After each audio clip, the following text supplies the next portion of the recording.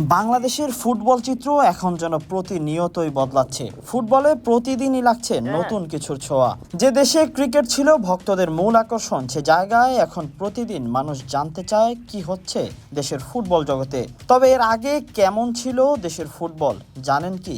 চলুন একটা ছোট ধারণা দেই আপনাদের। বাংলাদেশের যদি আপনি গত 15-20 বছরের ফুটবলের দিকে তাকান, ঝিমিয়ে পড়েছিল শুধুমাত্র কর্মকর্তাদের পরিকল্পনাহীনতার কারণে। একেবারে নামতে নামতে অনেক তলানিতে চলে গিয়েছিল।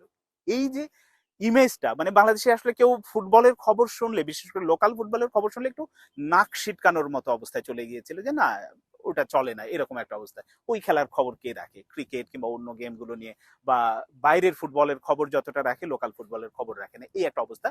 জামাল এসেছেন, তারপর কেটে গেছে অনেক বছর। সেদিন হামজার লাল সবুজের দলে অন্তর্ভুক্তি দেশের ফুটবল ভক্তদের মনে দিয়েছে এক নতুন আশ্বাস।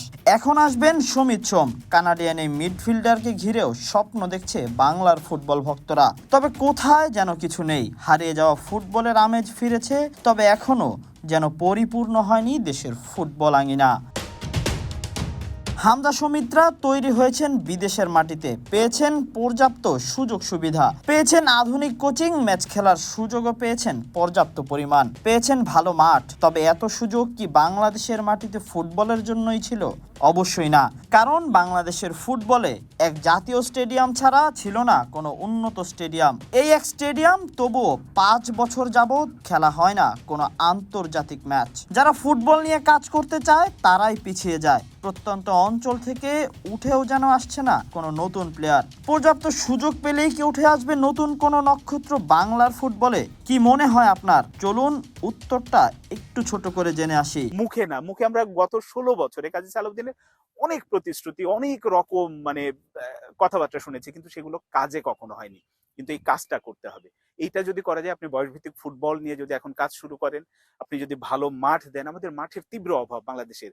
বিভাগীয় পর্যায়ে ভালো মাঠ নেই, জেলা থানা তো বাদই দিলাম।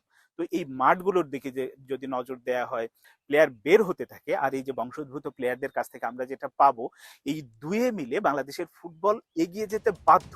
দেশের ফুটবল বদলাবে, যার জন্য নিতে হবে দায়িত্ব। সে জায়গায় সবচেয়ে গুরুত্বপূর্ণ জিনিস দরকার হবে একটি মাঠ। জাতীয় স্টেডিয়ামে হামজা সমিতরা যখন 10ই জুন নামবে, ঠিক তখনই দূর থেকে অন্য কেউ শুধু সুযোগ না থাকার কারণেই যেন হারিয়ে যাবে।